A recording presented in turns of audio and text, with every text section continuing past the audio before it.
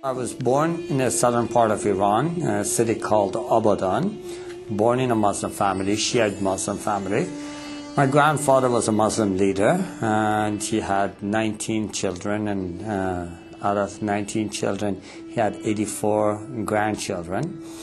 And obviously, he had to choose one to carry the spiritual pattern of the life and the teachings for the next generation.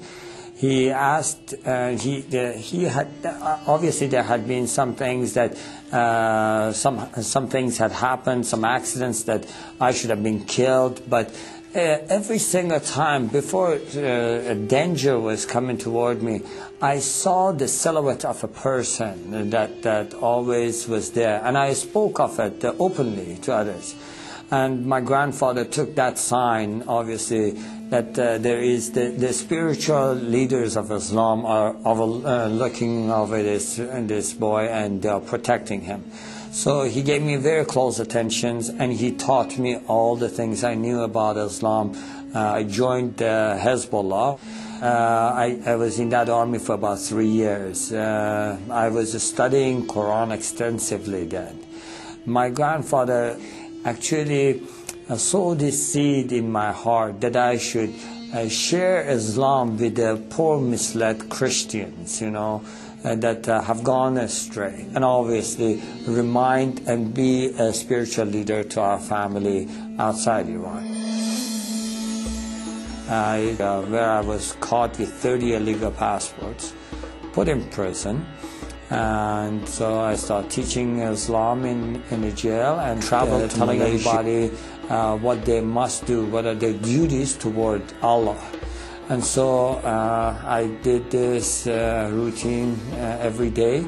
I prayed obviously 5 times a day.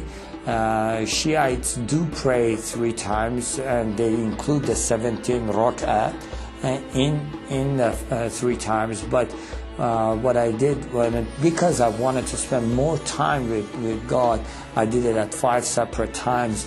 And then in the end of the evening, I would pray extra prayers. I would have a habit of reading through the Quran cover to cover once every 10 days. And I had gained the spiritual powers out of Islam. In Quran, they have the Jannah and the spiritual beings. And so speaking to them is not forbidden. In fact, there are stories of talking to them that Prophet Muhammad did. So I had been able to connect to that spiritual realm, and been able to acquire powers out of that. And so I was able to pray for people, especially when people, someone hurt them or someone did something to them. They would come to me and they would ask me to say a prayer, and immediately that person would get sick, have an accident, this kind of things, you know. I was able to close my eyes, tell you what a person is doing in another room. And so this had made me more power hungry, and I wanted to gain more power. So I would spend and meditate more in the Quran. And so as I was doing that one night, I just was meditating in the verses. And there are words in the Quran that are repeated continually, repeatedly, but they have no meanings. They are the secrets of Quran. And so when I was meditating on this, a spirit entered the room, and it was much more powerful than I could handle, or I could overcome. And so I was filled with fear. And so I tried using all the tools Islam had given me. In the name of Allah, I command you to leave, you know. Satan, I rebuke you, kind of things. And I used all those, and nothing was helping. At that moment, I was totally desperate, and I felt like it is choking me, choking the life out of me, and I felt like I'm dying in that cell. And I just cried out to the heavens, and I said, God, in Farsi, Khuda, help me. And immediately I heard a voice, just as clear as you hear my voice today, saying, bring the name of Jesus. And at that moment, I really seriously did not give it 1 second of thought. I feel like going back, I was drowning. A man that is drowning, you throw a rope, they would never question you about the color of the rope. You just grab on. And so I did. I said, Jesus, if you are truth, show me yourself. And to this day, I have no idea. Obviously, going back, I'm thinking, why did you word it that way? Why didn't you just say, Jesus, help me? I don't know why, but that's the way it came out.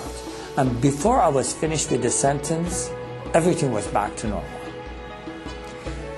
Now, that was not my conversion.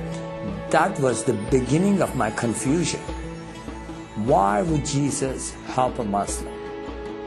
Now, I had done everything in my power to be a good Muslim. I had already tried to go and commit myself to, in the way of Allah and be a martyr for Him, walking on the mines. And so the government of Iran used to issue the people that are fadai, or the ones that are willing to give themselves, to sacrifice themselves, a special Quran that had the stamp of the government. I had participated in the executions by hanging. I had done everything that I thought I must do against the infidels, and anything and everything I must do to share Allah with others. So I knew that something is wrong, and that was not because I doubted Allah or doubted Islam or anything. I fully believed, and I didn't know what that is, and it just confused me. And so I tried to just forget about it, But that question, why would Jesus help a Muslim? Why would Jesus help a Muslim? That would just keep coming at me. I believe in Muhammad, the last prophet, I would think, in the perfect religion. Why would Jesus come to help me? And so that 2 weeks period, I just got really confused, and I said, okay, I'm going to pray and fast and ask God Himself to show me the path. Obviously, I thought at that moment, and there are verses and things taught in the Quran that says the ways of Allah are many, and no matter what part and what part of the mountain you climb, you always come to the same mountain top. And I thought, maybe that is what God is, And then, no, maybe it is different for God. Maybe God has a specific way for me, and He wants me to follow that specific way. So I thought, I will never find out unless I ask this question. So I did. I prayed and fasted, and from the bottom of my heart, with all my strength, I asked, God, what is it that you want me to do? What way is it that you want me to follow? And so for 2 weeks, I sat in one place and I prayed as many hours as I was awake, and I fasted as many hours as I was awake, and I would just fall asleep literally on that place. I would wake up and I would just pray again and again, asking God, what is the way you want me? After 2 weeks, to no avail, I had no answer. And I really got frustrated. I just thought, forget it, what is this? I have no chance of finding out what He wants. I don't even know if God exists. And I have wasted all my life. I have been afraid all my life, trying to do everything that would please Allah. And now He confuses me. If Allah is all great and He sees the heart, He knew in my heart I love Him. And what matters if I call Him whatever name I call Him? He knows in my heart I love Him. And if it does matter to Him, I ask Him for